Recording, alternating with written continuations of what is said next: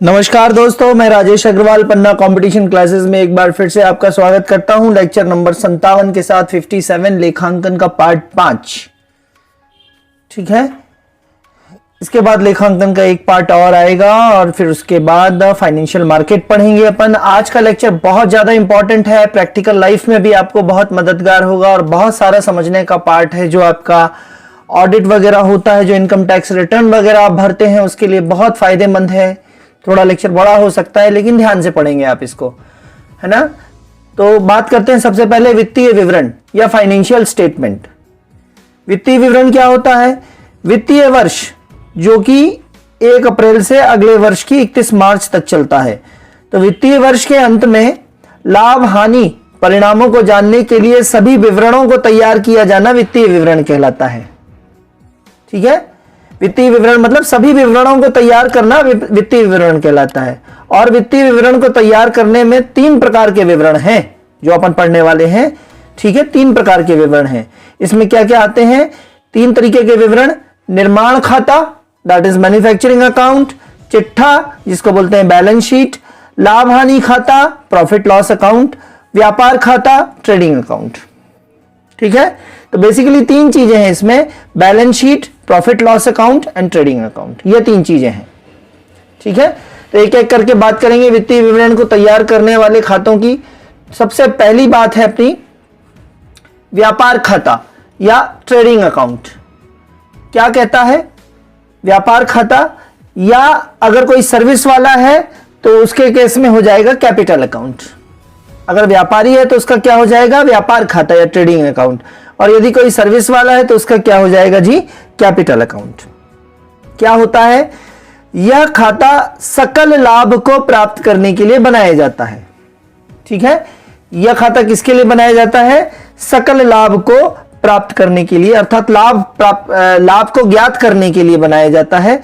कुल बिक्री में से, टोटल जो बिक्री हो रही है कंपनी की, टोटल बिक्री में से जब प्रत्यक्ष खर्चों को घटाया जाता है तब सकल लाभ का मान प्राप्त होता है। ठीक है, टोटल बिक्री में से जब प्रत्यक्ष खर्चे को घटाया जाता है तो सकल लाभ का मान प्राप्त होता है। यहां पे देखेंगे जैसे व्यापारिक खाता ऐसे तैयार किया जाता है। यहां पे क्रेडिट साइड में क्या लिखते हैं? विक्रय, सेल्स और अंतिम रहतिया, क्लोजिंग स्टॉक। ठीक है, बहुत अच्छे से समझना ये चीज आप। और डेबिट साइड में क्या लिखते हैं? ओपनिंग स्टॉक, परचेजेस आपके, रेल और गाड़ी का भाड़ा लिखते हैं, आयात कर लिखते हैं, इंपोर्ट ड्यूटीज लगी हैं कुछ तो वो, कारखाने के व्यय, फैक्ट्री के एक्सपेंसेस लिखते हैं, उत्पादन में व्यय या मैन्युफैक्चरिंग एक्सपेंसेस लिखते हैं, और अधिकार शुल्क या कहीं रॉयल्टी या किसी भी प्रकार का खर्चा जो है वो सारा कहां पे लिखते हैं? डेबिट साइड में। ठीक है, अब बहुत बेसिक तरीके से आपको मैं ट्रेडिंग अकाउंट समझाने की कोशिश करता हूं। मान लीजिए एक छोटी सी शॉप की बात करता हूं मैं। मान लीजिए कि आपकी दुकान ने माल खरीदा है 10 रुपए का, 10 रुपए के माल की खरीद हुई है। ठीक है, और उसमें से आपने पूरे साल भर में 8 रुपए की बिक्री कर दी। 10 रुपए का माल खरीदा था आपने, उसमें से 8 रुपए के माल की बिक्री कर दी। ठीक है, और साल के अंत में आपके पास क्लोजिंग स्टॉक या अंतिम रहतिया कितना बचा? उसका मूल्य अगर देखेंगे तो 3 रुपए का बचा। मान लीजिए 8 रुपए की, 10 रुपए के माल की खरीदी करी थी, उसमें से 8 रुपए की बिक्री कर दी और 3 रुपए का क्लोजिंग स्टॉक बचा। तो मौद्रिक रूप से क्लोजिंग स्टॉक का मूल्य कितना है? 3 रुपए। तो टोटल कितना हो गया? 8 और 3 11 रुपए। 11 रुपए आपको मिलने वाले हैं। ठीक है, क्योंकि अंतिम रहतिया अगले साल में जाके प्रारंभिक रहतिया कहलाने लगेगा। तो 11 रुपए आपकी प्रॉफिट होने वाली है ना। 11 रुपए आपकी टोटल बिक्री होने वाली है और 10 की खरीद करी थी आपने, तो प्रॉफिट के यहां भी 11 होना चाहिए, यहां भी 11 होना चाहिए। बैलेंसिंग का नियम होता है, संतुलन का। तो यहां 11 करने के लिए प्रॉफिट कितना रुपए हो जाएगा? 1 रुपए। क्या आपको बात समझ में आ रही है? तो ये बिक्री, यहां की ये बिक्री डली है और ये अंतिम रहतिया जो बचा था वो 3 रुपए वैल्यू का बचा था। तो बिक्री और अंतिम रहतिया को क्रेडिट साइड में डाला आपने। और है ना, जो खरीद है, परचेज ये है खरीद, परचेज ये वाली खरीद। ठीक है, और कोई भी और खर्चे हैं तो भी यहां पे जुड़ जाते, ये सारे खर्चे यहां पे जुड़ जाते जो कि अब यहां पे नहीं जोड़े हैं। और फिर जो इसमें टोटल और इस टोटल में डिफरेंस आएगा वही क्या कहला जाएगा? प्रॉफिट। आई होप आपको बहुत अच्छे से समझ में आया होगा ट्रेडिंग अकाउंट। ठीक है, अब मैं एक आपको बिल्कुल रियल एग्जांपल देता हूं ट्रेडिंग अकाउंट का। ये वाला देखिए, देखिए समझिएगा, है ना, ये किसी कर्मचारी का है। सपोज ये ट्रेडिंग अकाउंट, और मैंने कहा था कि कोई अगर सर्विस वाला है तो उसके केस में कौन सा अकाउंट हो जाएगा जी, कैपिटल अकाउंट हो जाएगा। ठीक है, तो कैपिटल अकाउंट की बात चल रही है ये। तो आप देखिए कि कैपिटल अकाउंट में जो है वो उसका, है ना, ब्रिंग फॉरवर्ड कितना लाया गया है जी, इसको 16 लाख रुपए लाया गया है। ठीक है ना, जो प्रारंभिक रहतिया है वो 16 लाख रुपए लाया गया इस तरीके से। ठीक है, और सॉरी ब्रिंग फॉरवर्ड मतलब ये अंतिम रहतिया था, 16 लाख रुपए लाया गया है। ठीक है, और टोटल खर्चे, ये ड्राइंग्स, ये जो खर्चे लिखे हुए हैं ये खर्चे क्या हैं, ड्राइंग्स, 48,000 रुपए के खर्चे हुए हैं। लाइफ इंश्योरेंस का प्रीमियम चुकाया है 34,119 रुपए का, और बैलेंस कैरी फॉरवर्ड जो हुआ है, अर्थात बैलेंस कैरी फॉरवर्ड का मतलब ओपनिंग बैलेंस जो है, ये तीनों मिला के क्या बन गया, डेब्ट साइड 18,35,244 रुपए। ये कैपिटल अकाउंट है, ट्रेडिंग की जगह कैपिटल अकाउंट हो गया। और फिर जो अंतिम रहती है यहां पे बचा है वो कितना है, 16 लाख का, और 18 लाख और 16 लाख में जो डिफरेंस आया वो क्या बच गया, नेट प्रॉफिट, क्योंकि ये दोनों साइड बराबर करनी चाहिए थी। तो नेट प्रॉफिट कितने का बचा जी, नेट प्रॉफिट कितने का बचा, 18 लाख माइनस 16 लाख मतलब 2,35,244। आई होप आपको इस एग्जांपल से भी समझ में आया होगा और कुछ यहां से भी समझ में आया होगा। हालांकि यहां पे ये ट्रेडिंग अकाउंट नहीं है, किसी बंदे का ये कैपिटल अकाउंट है। ठीक है, सर्विस वाले बंदे का। करते हैं इसी में लाभ हानि खाता की, या प्रॉफिट एंड लॉस अकाउंट। ठीक है, दूसरा जो होता है वित्तीय विवरण वो होता है प्रॉफिट एंड लॉस अकाउंट। व्यापार में शुद्ध लाभ या हानि को पता करने हेतु लाभ हानि खाता बनाया जाता है। सकल लाभ या सकल हानि में अप्रत्यक्ष आय को जोड़ लिया जाए या अप्रत्यक्ष खर्चे को घटा लिया जाए तो शुद्ध लाभ या हानि का पता चलता है। सकल लाभ में से, ग्रॉस लाभ में से अप्रत्यक्ष खर्चे या अप्रत्यक्ष आय को जोड़ा या घटाया जाए क्रमशः तो क्या शुद्ध मिलेगा, सकल में से क्या मिलेगा, शुद्ध। क्या घटाया जाए, अप्रत्यक्ष आय या अप्रत्यक्ष खर्चे। ठीक है, इसमें देखेंगे, है ना, अप्रत्यक्ष आय कैसी है जी, कहीं से आपको ब्याज मिल रहा है पैसे का, कहीं से आपको बट्टा छूट मिल रही है, कहीं से आपको कुछ कमीशन मिल रहा है, कहीं से आपको किराया मिल रहा है, तो ये आपके अप्रत्यक्ष आय हैं। अप्रत्यक्ष खर्चे क्या है, वेतन है, बीमा देना पड़ रहा, बीमा का प्रीमियम देना पड़ रहा है, संचालन शुल्क देना पड़ रहा है, कंपनी का ब्याज देना पड़ रहा है, ऋण का, बिजली व्यय है, किराया है, टेलीफोन का बिल है, विज्ञापन का व्यय है, कमीशन देना पड़ रहा है, कुछ आपका डूबत ऋण भी जाएगा इसमें। ये सारे कैसे हैं, खर्चे हैं। ठीक है, इसका लाइव देखिएगा, मैं आपको दिखाता हूं प्रॉफिट एंड लॉस अकाउंट का। ये बिल्कुल लाइव एग्जांपल से मैं आपको कोशिश करता हूं। ये है प्रॉफिट एंड लॉस अकाउंट का, ये देखिए जी, प्रॉफिट एंड लॉस अकाउंट के लिए। ठीक है, थोड़ा अच्छे से रख लेता हूं मैं। प्रॉफिट एंड लॉस अकाउंट के लिए ये देखिए, दिख रहा है ना, कोशिश करिएगा। प्रॉफिट एंड लॉस अकाउंट देखिए, है ना, तो एक्सपेंसेस जो है वो डेबिट साइड में आ गए। एक्सपेंसेस यहाँ पे जो है ये चीज जो ये सब डेबिट साइड में आ गए। ठीक है, ये डेबिट साइड में है ना एक्सपेंसेस, और क्रेडिट साइड में क्या आ गए, जो आपकी आय है। इलेक्ट्रिसिटी एक्सपेंसेस, ये है बिजली व्यय, डेबिट साइड में पड़ा हुआ है। बिजली व्यय कितना है, 5,636 रुपए। ठीक है, फ्राइट मतलब किराया 5890 रुपए, है ना। टेलीफोन एक्सचेंज, टेलीफोन बिल, ये है टेलीफोन बिल व्यय में। तो ये सब जोड़ के टोटल क्या आ गया, व्यय आ गया। तो इनकम कितनी प्राप्त हुई, है ना, प्राप्त ब्याज, बट्टा, कमीशन, प्राप्त किराया, ये सब कितनी इनकम, प्रोफेशनल इनकम, आप जॉब करते हैं तो इनकम कितनी मिली, 2,53,000 की। तो 2,53,000 आपके अकाउंट में क्रेडिट हुआ, उसमें से खर्चे ये हो गए, तो इसमें से खर्चा काट लेंगे आप, 2,53,000 में से इतना खर्चा काट लेंगे तो नेट प्रॉफिट निकल आएगा आपका, वही शुद्ध लाभ है। तो नेट प्रॉफिट 2,35,244 रुपए का ये अमाउंट निकल आया। ठीक है, टोटल प्राप्त में से आपने क्या माइनस कर दिया, अपने एक्सपेंसेस माइनस कर दिए, तो आपको नेट प्रॉफिट निकल आया यहाँ पे। ठीक है, कोशिश भर समझिएगा। अब तीसरी बात करते हैं चिट्ठा या विवरण या बैलेंस शीट की। यह एक विवरण पत्र होता है जिसमें दायित्व एवं संपत्ति की जानकारी लिखी होती है। डेबिट क्रेडिट नहीं होता इसमें। दायित्व मतलब असेट्स, सॉरी, दायित्व मतलब लायबिलिटीज, लायबिलिटीज और ये क्या हो गया, असेट्स। ठीक है, ठीक है। तो अब आपको इसमें दायित्व मदों में क्या क्या है, पूंजी है आपकी, ऋण लिया है तो, लेनदार आपके बैंक से ऋण लिया है तो, जो आपने व्यय किया है लेकिन दिया नहीं है, अदत्त व्यय के लिए लेनदार आदि, ये सारे आपके दायित्व हैं। और संपत्ति मदें कौन कौन सी हैं, आपका एकाधिकार, आपकी गुडविल भी आपकी संपत्ति है, ख्याति है गुडविल, साख, भूमि, भवन, फर्नीचर, स्टोर्स, बैंक में जमा जो राशि है जिसको निक्षेप बोलेंगे, और बैंक में नकद, ये सारी चीजें भी आपकी संपत्ति में आती हैं। अब मैं आपको बैलेंस शीट दिखाता हूं। बैलेंस शीट क्या है जी, ये है बैलेंस शीट, ये है बैलेंस शीट, अच्छे से देखिएगा आप, ये है बैलेंस शीट, देख पा रहे हैं आप, ये मैं पूरा यहां पे सामने रख लेता हूं, ये बैलेंस शीट ऊपर और नीचे मिला लीजिएगा। देखिए ये पूंजी जो थी कैपिटल, ये कैपिटल अकाउंट है, ये पूंजी है आपकी, कितनी, 17,53,125 रुपए की पूंजी है, ये कैपिटल ये पूंजी।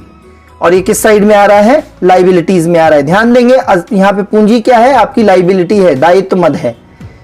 ठीक है, लाइबिलिटीज में साफ साफ लिखा है यहां लाइबिलिटीज। ठीक है, और संपत्ति मदों में, असेट्स में क्या क्या आ रहा है आपका, भवन, हाउस आ गया 11,75,000 का, एफडी बैंक में जमा, निक्षेप, एफडी मतलब निक्षेप, एफडी कितने हैं, 25,000 की, गोल्ड ज्वेलरीज वगैरह कितने की हैं, डिपॉजिट्स हैं, लोन है ना, आपके देनदार हैं, कैश एट बैंक है, कैश इन हैंड है, टोटल आपके पास 17,53,125 रुपए है। ठीक है, ये वाला अमाउंट, और टोटल आपकी पूंजी कितनी है, 17,53,125। दोनों साइड को बैलेंस करना पड़ता है। ठीक है, तो इस तरीके से आपको समझ में आया है कि ये असेट्स में ये साइड जो है ये असेट्स की साइड है, और ये जो कैपिटल है, ये पूंजी है, ये कैसी है, लाइबिलिटीज की साइड है, दायित्व मद है। तो इस तरीके से आपको तीनों मैंने आपको बताया, ट्रेडिंग अकाउंट बताया, लाभ हानि प्रॉफिट लॉस अकाउंट बनाया, और बैलेंस शीट बताया। आपको हो सकता है अच्छे से समझ में आया हो, नहीं आया हो तो कमेंट करिएगा, फिर से बता दूंगा। दोस्तों, क्या आप भी लगातार तैयारी के कारण नहीं बना पा रहे हैं अपने मैनेजमेंट सब्जेक्ट के प्रॉपर नोट्स, तो ज्वाइन कीजिए हमारे पटवारी मैनेजमेंट सब्जेक्ट के कंप्लीट कोर्स को, जिसमें आपको मिलेगा recorded classes, all lecture, PDF notes, test series. यह केवल इसकी फीस केवल 99 रुपए है। तो अभी व्हाट्सअप कीजिए इस कोर्स को ज्वाइन करने के लिए 90 39 53 44 79 पर। वित्तीय विवरण। अब बात करते हैं अपन कुछ लेखांकन अनुपात, है ना। लेक्चर नंबर 44 आप जाइएगा पीछे, और लेक्चर नंबर 44 में मैंने बहुत सारे रेशियोज आपको बताए हैं, वहीं कुछ बाकी रह गया है तो यहाँ पे कवर कर रहे हैं। लेखांकन अनुपात या अकाउंटिंग रेशियो, ये अनुपात लाभ हानि खाते तथा चिट्ठे के द्वारा प्राप्त किए जाते हैं। ध्यान देंगे, लेखांकन अनुपात किसके द्वारा प्राप्त किए जाते हैं, लाभ हानि खाते के द्वारा और चिट्ठे के द्वारा प्राप्त किए जाते हैं, दो के द्वारा, लाभ हानि प्रॉफिट लॉस अकाउंट और बैलेंस शीट के द्वारा प्राप्त किए। पूछा जाएगा आपसे अकाउंटिंग रेशियो किससे प्राप्त करते हैं, प्रॉफिट लॉस अकाउंट और बैलेंस शीट के द्वारा प्राप्त किए जाते हैं। विभिन्न प्रकार के रेशियोज के प्रकार अपन लेक्चर नंबर 44 में पढ़ चुके हैं, वहां जाके आप देखिए, जो कुछ छूट गए हैं वो यहां आज कवर करेंगे अपन। ठीक है, पहले वहां पढ़िए फिर यहां पढ़िए। ठीक है, तो वहां जो 44 नंबर लेक्चर में पढ़ा था, वहां के 5 जो है प्रॉफिटेबिलिटी रेशियो, लाभदायकता अनुपात, वहां 5 पढ़ लिए थे अपन ने प्रॉफिटेबिलिटी रेशियो। 5 में कुछ और हैं, वो आज पढ़ेंगे। 5 के बाद 6, 7, 8 और 9 आज पढ़ेंगे। ठीक है, तो वहां पहले 5 प्रॉफिटेबिलिटी रेशियो पढ़िए और फिर छठवां यहां से पढ़िए। छठवां क्या है, प्रॉफिटेबिलिटी रेशियो का प्रकार है प्रति अंश अर्जन, या इसी को बोलेंगे अर्निंग पर शेयर। आते हैं जी परीक्षा में बहुत ज्यादा ये। तो ईपीएस क्या होता है, अर्निंग पर शेयर। ठीक है, तो अर्निंग प्रति शेयर में कितनी अर्निंग हो रही है, तो प्रति शेयर में अर्निंग के लिए क्या निकालें, लिखेंगे ईपीएस, अर्निंग पर शेयर। ये फुल फॉर्म भी आप आ सकता है।